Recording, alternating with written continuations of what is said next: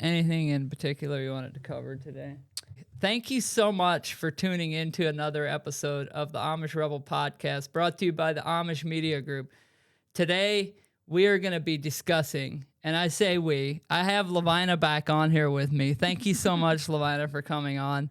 You're very welcome. People have been very appreciative that you've made the time to come on here and give some context to what you're doing and working on. So thank you for all your kind comments and thoughts and prayers for Lovina and also for myself. Today we're going to be discussing whether or not the Amish celebrate Christmas. Maybe you already are aware that they do or don't celebrate Christmas, but we're going to get into a little bit of the details on how they celebrate Christmas. So just stick around. We'll also, I'm sure we'll throw in some updates on what's coming next. So let's go ahead and get started with, like, how did you guys celebrate Christmas when you were at home? Like, just give me a little bit of context on what it looked like on Christmas morning. Christmas morning was, like it is for most families, an exciting morning, but we were the older you got, the more excited you were for it because you got to sleep in. Mm-hmm. And we liked it, especially if Christmas was on a Saturday or a Monday and we didn't have church on Sunday, because then we would get 2 days off. And that was amazing because then you could sleep in like you've never slept in before. And so we would usually Christmas morning get up around 9 o'clock or so. That was very much sleeping in for us. And the boys would go out. They always had to do their chores, so the boys would go out and do their chores. And we would make a small breakfast, usually coffee, soup, and sausage, or we'd just have cold cereal with cake. And we'd eat a small breakfast, and then we had, usually we had company over for lunch. Okay. If we didn't have company over, we would make a big lunch, and we would eat it around 1 or 2 o'clock. And by big, I mean we had usually a roasted broiler in place of a roasted turkey. And we would have ham and sometimes meatloaf. We would have mashed potatoes and gravy and stuffing and all the good stuff, like all the sides and stuff. And then we would have like 2 or 3 different desserts. And in the afternoon, we would have caramel popcorn and we would eat homemade Christmas candies. Literally, we just got fat on Christmas Day. And if we had company and Isn't that most people? I think the Amish are a little more excessive because they can make so much at home and it's so good. And then if we had company or if we didn't, it often happened if there was snow, which oftentimes there was not, but on the rare occasion that we did have snow, in the afternoon we would go sledding, or if it was cold enough, we'd go ice skating. And if we didn't have snow, we'd usually stay inside and play board games, or we'd go out and maybe play Andy Over or something like that. So you guys celebrated Christmas, but it was celebrated in a different way than, let's say, the rest of the world, so to speak. Like, the rest of the world puts up trees and gives out presents and has Santa Claus. We would usually get small presents, maybe a pack of gum and a handkerchief or something like that. And sometimes a little more, like say we would need a new dress. Sometimes mom would make a new dress, or we would need new shirts. Gotcha. Sometimes mom would make a new shirt for you and give it to you for Christmas. You would have gotten it regardless, but it's a Christmas present now. So that's like, they do not focus on presents or anything. Yeah. Definitely not. No. Yeah. And for most people, like, they go and buy clothes and give it to their kids. Like in the Amish community, you make them. Yeah, your parents are. Yeah, I guess your parents would have made them, right? Or if if it's a Christmas present, they would usually surprise you with enough. You're old enough, you can make your own. And they don't make you clothes unless you absolutely need them. And by need, I mean the girls have for everyday wear. They have probably each 4. If they're young enough, they might have 5 or 6 dresses. If they're older, they'll have 3 to 4 everyday dresses. And then for Sunday dresses, they'll have 3 to 4 as well. So they'll have a total of like 8 dresses with the capes and aprons and everything. So 8 sets of clothing that they are forever wearing because they wear the same outfit every day that just varies in color from day to day. Yeah.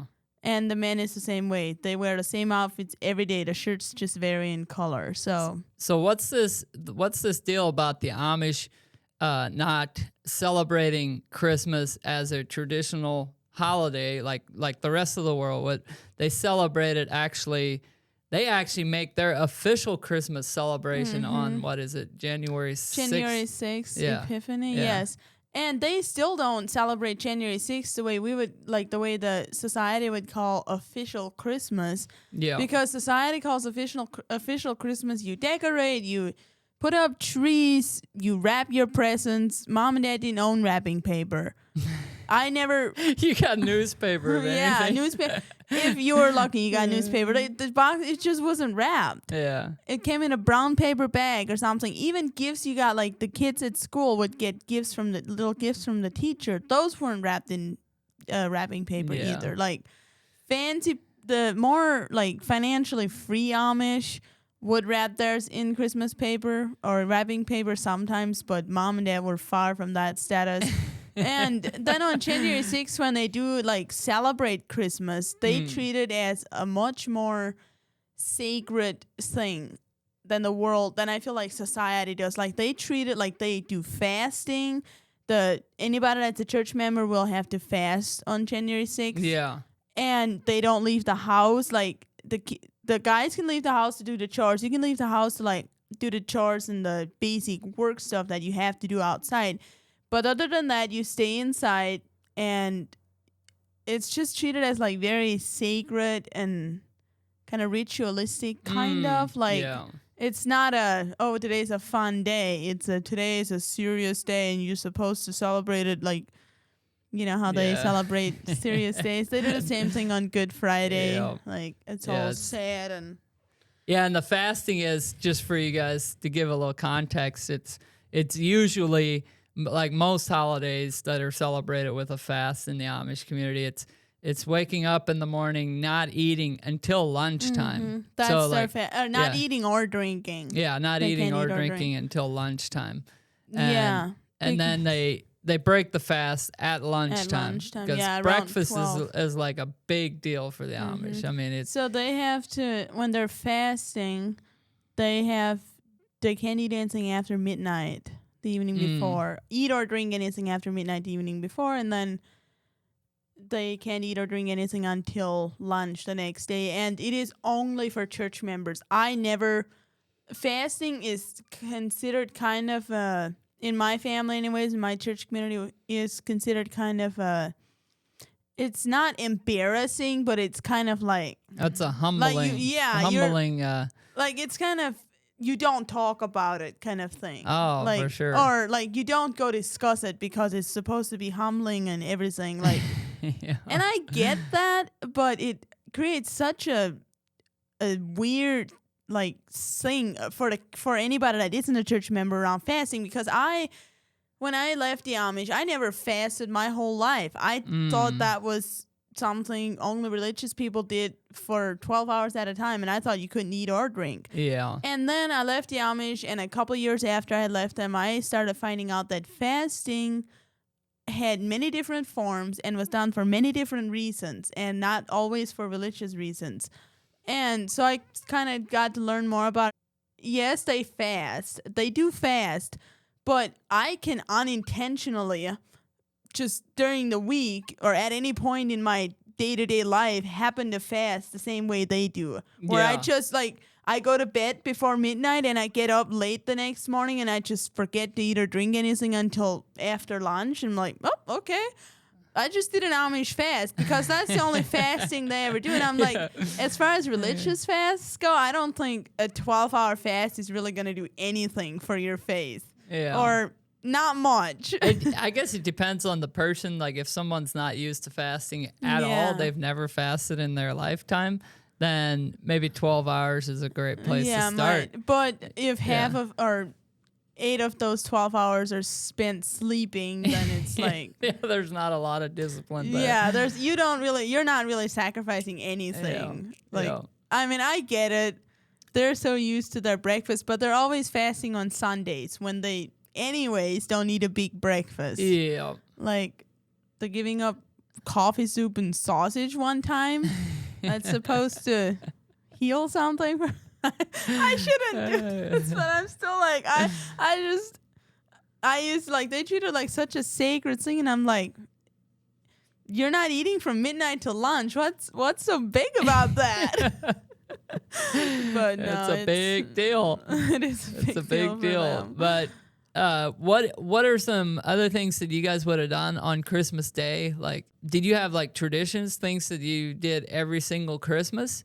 That was, for example, I can give you an example. Like, I don't know if you guys did this, but like me growing up, we would always start at the top of the steps and line up from youngest to oldest down to the bottom of the steps every Christmas. This was a tradition.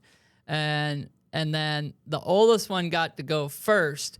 And sometimes there's just like a whole plethora of gifts on the table, and he got to pick whatever he wanted, one gift. And then it kept going, and I was the second to youngest, so I would always get whatever's left over. But also a lot of times there were like gifts assigned to us, like clothing or oranges or you know, stuff like that. Or like we'd have families that come like give us a bunch of gifts before Christmas, and then mom would like divide them all up and give each one So did you guys do anything like that? No, I don't remember one specific like thing that we did every Christmas. Gotcha. It was just kind of another day. It was more exciting than like a regular Sunday would be, because it was Christmas, and like even the Amish get into the Christmas cheer. They don't sing Christmas songs. I never heard Christmas songs until after I left the Amish, but they do things to celebrate it in school, especially if you're going to school. It's especially exciting because you get a whole day at school where you just celebrate. I would say the school does more to celebrate Christmas than you do at home, because we always would, every single person, like every grade was assigned a German like piece, like poetry or Bible verse or something like that they had to memorize. And then on Christmas morning, they would take turns going up and reciting this. And then we would sing songs, and every single person at school had to sing one song out of the songbook, or like lead one song. So by singing a song, we always say, we don't sing it on our own, we just lead it. Like we would lead the song. I should make a video. We should make a video singing like that, just to show them what I mean. And then after the singing, which usually took around an hour and a half, and the reciting, everything's usually done by around 10:30-ish. And Amish kids always pack their school lunches. Like, you know that. Yeah. Pretty much everybody knows that. They always have to pack their own lunches. Yeah. So the thing that made Christmas so special is on Christmas Day, we didn't have to pack lunches because the teacher supplied lunch. The teacher always supplied lunch, and that was so special. You'd usually get like ice cream for dessert. Oh man, was that special. Like we were always so disappointed if we didn't get ice cream for dessert. So we usually have like a potato casserole and ice cream or something like that. If we were really fancy, we'd have homemade pizza and ice cream, but that rarely happened. And then after lunch, we would exchange gifts from oldest to youngest. The oldest person, like the students themselves wouldn't give each other gifts, but they would all give each family would give the teacher one gift. So from oldest to youngest, like the oldest of each family would all have to take turns to go give the gifts to the teacher. And the teacher opens them while everybody just watches, and she says thank you and everything for the gifts and everything. And then once she's done, she goes around and hands out all the gifts to the students, and the students can unwrap them. And then school is usually done. Yeah. Like we were usually done with school, because that's another part of Christmas that we always loved. And usually they do Christmas on the 24th. In school, they do Christmas on the 24th, like on Christmas Eve. Yeah. And then Christmas Day, they take off. And that's the only thing they do for Christmas. That's the only time they take off for Christmas besides January 6th. And so one thing that made Christmas so much more fun in school was the school day ended usually ended around 1 o'clock in the afternoon, and then you could go home and you had the rest of the day at home, and the next day was Christmas, and you'd just be lazy and have fun. And it was especially fun if you didn't get company. Now that's something that most Amish now, I wouldn't have agreed with when I was Amish, and most Amish would not agree with. I was on the phone with my Amish aunt, your sister, the other day, and she was talking about how it's hard to celebrate Christmas. Like, it's kind of sad because they don't have family in Michigan there where they live. Yeah. And so they don't have family to spend Christmas with. Wow. And she said everybody they invite is already invited somewhere else, and nobody invites them to come over for Christmas lunch. So they're just by themselves, spending Christmas lunch by themselves. And she's like, it's so sad. And I agree, it is sad, but I'm like, now at this point, if I had a family with 8 kids, I think, or if I had to go back into a family where I was one of the siblings of 8 people, I think I would celebrate more, have more fun, just spending it at home, like relaxing, just having a day off for once. But their whole life is talking, having company over, talking with other people. Like, you might think they live quiet lives, and they don't have social media. Like, of course, they're not scrolling on social media constantly and stuff, so they don't have the noise of that. But they need the constant noise of having other people around. So they're so used to just the noise of having everybody around them. Yeah, it's and go ahead. And it's I feel like it gets for me anyways, when I left the Amish, that was the biggest. I went into like depression. That was the biggest part for me, was suddenly everything was quiet. I didn't talk to people for hours at a time, and I wasn't tech savvy enough to be scrolling on social media. Like, I didn't have social media apps downloaded. I didn't even know what social media meant. That's crazy. And so I wasn't scrolling because that was, to me, seemed like useless. It seemed so stupid to me to be scrolling on social media, because I thought it was just dumb videos and you can't learn anything on there. And to be fair, algorithms have to be built up, and I was new on any apps I downloaded, so my algorithm was not built up. Yeah. And it took me several weeks to figure out how to even download apps. So after I downloaded apps and I kind of started spending more time, because I kind of got roped into TikTok by my brother. He was laughing. Oh, he laughed. He was always laughing at TikToks. And then he's like, download the app. One time when he was with me, and I was like, I downloaded it. I created an account, started scrolling, and I was like, this is so dumb. This is just so dumb. And he's like, it's funny. I'm like, it's not funny. It's dumb. And so I didn't like TikTok for a long time, but eventually I gradually got into it and got into it a little bit more. And now I like it. I use it mostly for entertainment purposes now, I use it for entertainment, but I use it mostly for, like, learning things. Like, I would say nowadays if I want to know something, like if I want to learn something, you know how a lot of people go to YouTube to search things? I don't go to YouTube. I don't think I ever go to YouTube to search a video on how to do something. It is always TikTok. Wow. How do you search it on TikTok? Just like you would on YouTube. Gotcha.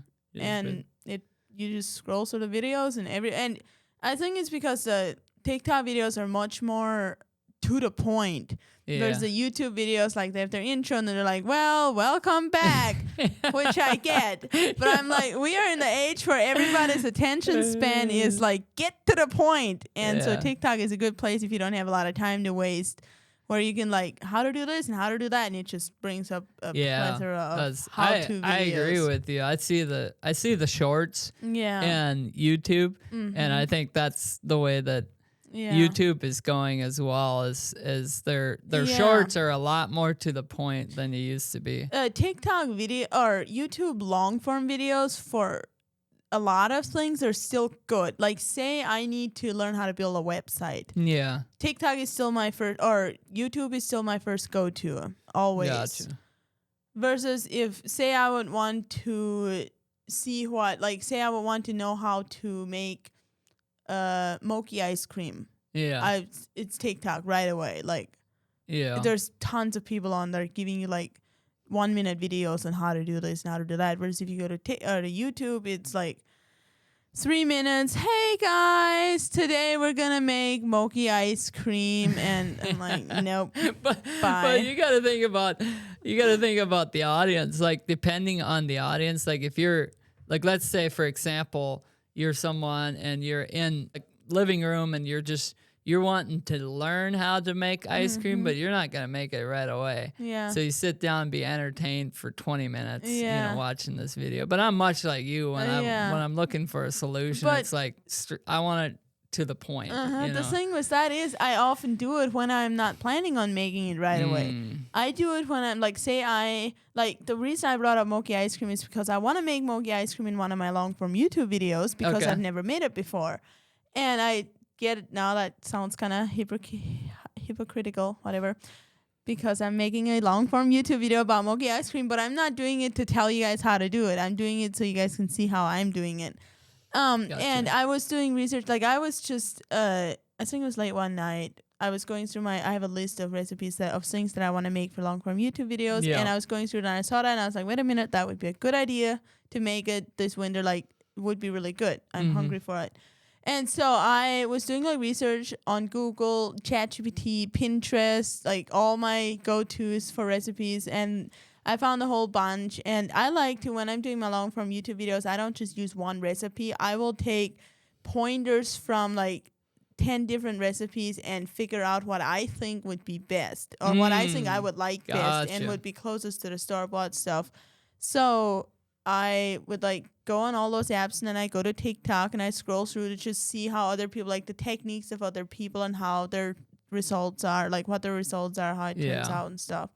So I don't know how in the world we got onto this topic of social media. I do know because the Amish are not used to scrolling on social media. Their Christmas revolves around relationships and food and being with other people. That's why we got on this topic, because it's so much, everything. I didn't realize until I was talking to a friend of mine here recently, just how much the Amish life is revolved around food. It is. Everything that we would do is and food. It reflects in our life after we leave the Amish. I for feel like sure. for us and you guys, every time, like when the family gets together, we're not Amish anymore. Every single time we get together, there has to be food or people won't show up. Yeah.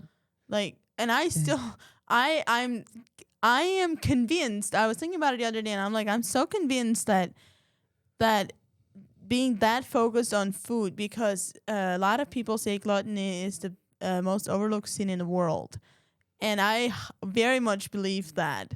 And so I was thinking about that, and I was like, where does that start? And it's like, well, for us, for me anyways, it's gone back generations, like so many generations. And I'm like, I know we need food for fuel, but what if we just ate food for fuel? What if we just ate food that we actually needed only when we needed it? Yeah. Our life, we would have time for so many more things in our life. It would be astounding. Because when I'm fasting, my day, when I'm not fasting, my day is marked by when I eat food. When I'm fasting, it's like, okay, what am I going to do now? Because I'm not eating, I can't eat. And so I feel like it's something that should be broken, a chain that should be broken, to not eat food just because it's fun. Like to eat it as fuel the way it's supposed to be. Biblically though, like food does bring people together. I think where the gluttony comes in a lot of, or from my perspective, is like a lot, like in America especially, we overeat. It's not that having food at the table or getting together to eat is a bad thing necessarily. It's just when people get together, it's just like, and a lot of the food that is available isn't even considered food, or in my like not real. No, it's like not food. even real food anymore, because people are like, you need to eat a whole food diet. I'm like, that is not a diet. That's a way of it's just food. You need to eat food, because if you're eating Twinkies and calling it food, that is not food. Yeah. That is pure pleasure.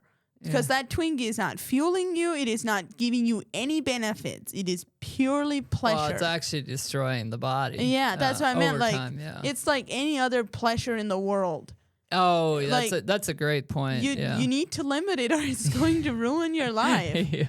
And I eat junk food. I just try to keep it at a limit, like at a minimum. Like, I will eat an ice cream bar every now and then, but I'm like, I'm not doing this because I'm hungry. I'm purely doing this because I am desiring fun or I'm bored.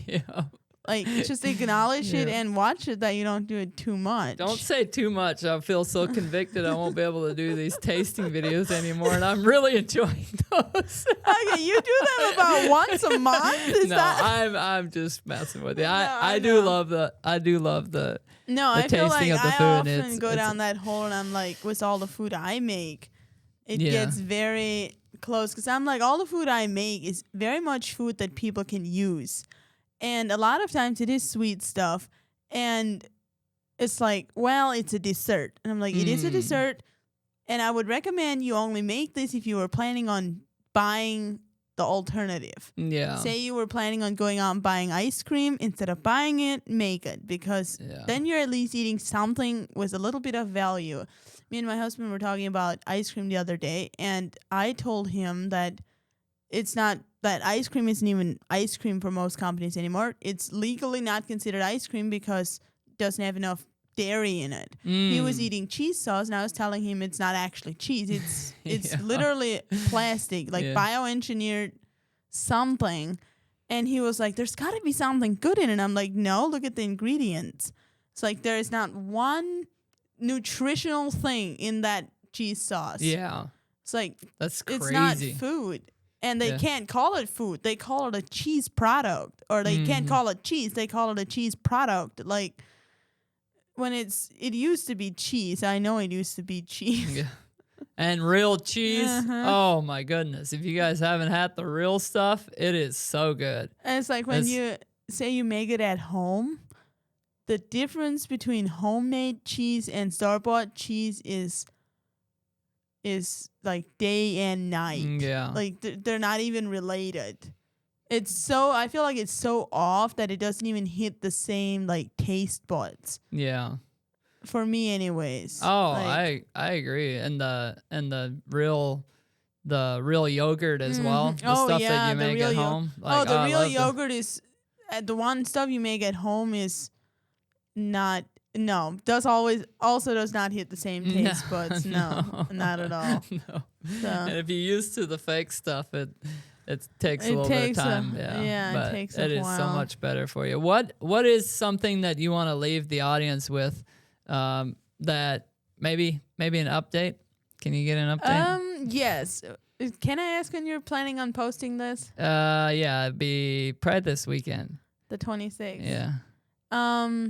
Yes, I can't give you guys an update. I'm almost scared to say it. I'm afraid it's going to ruin it. It's not going to ruin it. We're planning on restocking the cookbook. It has been out of stock for... Yay! Yes, yay. That's why I said I'm almost scared. It has been out of stock for over a month because we have had a lot of issues. As a lot of you guys, if you've ordered it, some of you guys have figured out that we've had issues. Our fulfillment company was not set up to do this amount of orders. So we have had to switch a fulfillment company. We have had to switch a printing company, and all that has taken quite a bit of time. So we are planning on restocking it soon. I don't know how far away soon is. 10 days? Yeah. Less than 2 weeks, it should be. Yeah. I will, of course, be on social media making sure you guys know the exact date and time once we know for sure. Because over the holidays has been very crazy. We have had so many international orders returned to us simply because FedEx won't take them through customs. I have no idea why, because we ship a lot of our international orders through FedEx. Okay. I don't know why, but for some reason we've been getting international orders returned to us because FedEx doesn't take them through customs. And I don't know why. We did reship them with UPS, so hopefully UPS takes them through. And just with the holidays, it is kind of wild how messed up USPS is. I just got an email or a message from one of my followers today that bought the cookbook. They received it or it got dropped into a parcel locker at their post office on December 13th, December 9th. One of those days earlier in December, got dropped at a parcel locker in their post office. And the post office got robbed. What? Yeah. The post office got robbed. Of all the things that could have happened to any post office in the whole world, it got robbed. That's crazy. And the book was taken. It's like, and so we had to, and she wanted it for Christmas. It was the one thing her daughter asked for Christmas. Yeah. And it got taken. I'm like, what? I don't know. I know USPS is the biggest carrier service in the United States, but by golly, am I tired of them. Their delivery service sucks. Yeah, maybe we need to get in the delivery business. I think so. I don't know why, but I am very grateful to the USPS people who do the driving. But just like every other business, they have bad delivery people. Like delivery people that don't care. Yeah. Delivery people that don't care if they deliver to the wrong address or don't care if they mark something delivered and don't actually deliver it. And it just makes for, especially if you, like the amount of orders we've sent out, I guess for the percentage, I say we have had more problems than we should have had. We haven't gotten that many for the amount of orders we've sent out, but definitely more than we should have had according to statistics. Yeah. And I don't know, is it partly because it's November and December or why? I'm hoping in January when we restock. The reason we decided to wait until after the holidays is because we want to make sure our shipping works and it's not like right around Christmas and people are still going crazy because of the holidays. We want it to just be straightened out and stay straightened out. Yeah. So it can flow and we don't constantly have to be like, well, USPS lost your product, now we have to send you another one, and USPS doesn't care. Like they're not ever held responsible. Yeah, so that's crazy. It sucks is what it does. And I wish there was something you could do. That's the update and a little bit of a rant about USPS. They need quality control. Yeah, they're FedEx is definitely the best out of all of those for I don't deliveries. know why they were not. I have no idea why they didn't ship some of those orders internationally, because we had an order from Australia that was supposedly sitting at the FedEx office for a couple weeks and no progress. So wow, we're trying to that's fix crazy. that. Yeah, FedEx is usually like boom, bam, there. Yeah. But for some reason, they're not liking our packages the last while. So Challenges. I'm guessing it has a lot to do with the holidays, and I know the holiday season is very busy for everybody, and I'm kind of looking forward to it settling down once they're over and just getting things back to a smooth rolling situation. So for sure. Anything else? Merry Christmas to you guys. Merry Christmas, which was yesterday. Merry Christmas. I think it's Boxing Day in Canada. On the 26th, which would be the day you're posting this. The only reason I think that is because at home on our calendars, it always said Boxing Day, Canada.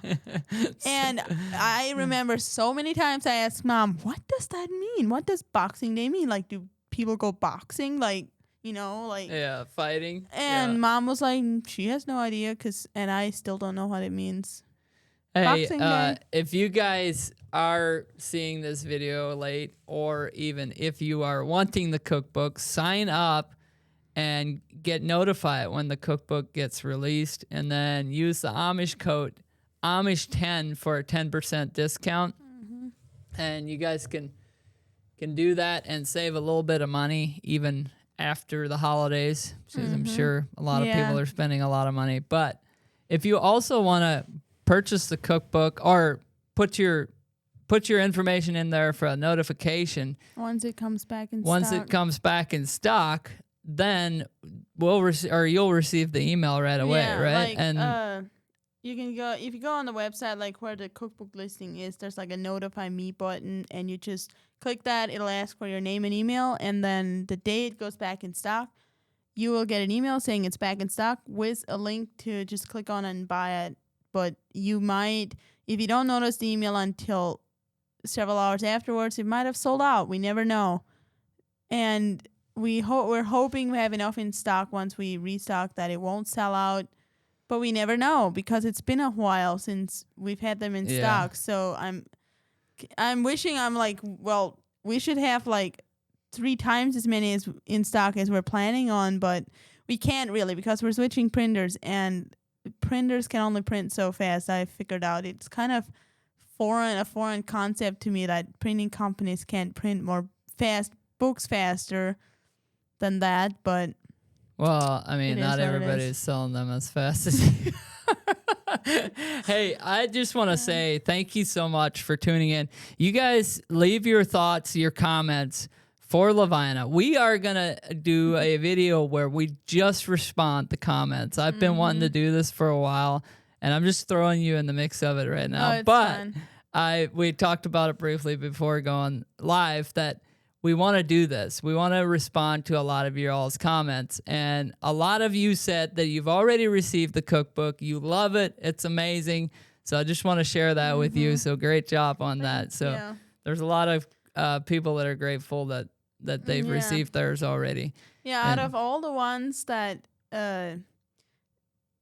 because the only ones we ever get our attention drawn to is the ones that haven't gotten them or are wondering where they're at. And so we never focus on the ones that have happily received them. And it sometimes gets a little discouraging. So if you haven't received it or you have a problem with your order or anything, we are working on it every morning. Our first priority is going through our emails and making sure that everybody is caught up. So we are working on it. And just to give you guys a little context, when she says we, it's her. Her and her husband are going through this. So you guys are getting top-notch customer service. I promise you on that. So the other thing that I could say is if you have received the cookbook and you're loving it, give her a rating on it. I'm sure she'd appreciate that. Leave a comment. I would. Thank you. Yeah. So we appreciate you guys doing that. You guys are awesome, and keep sharing the podcast. Greatly appreciate that as well. We'll see you in the next video. Remember to always be intentional. Thank you. Woo! Yeah. That was really good. Thank you very much.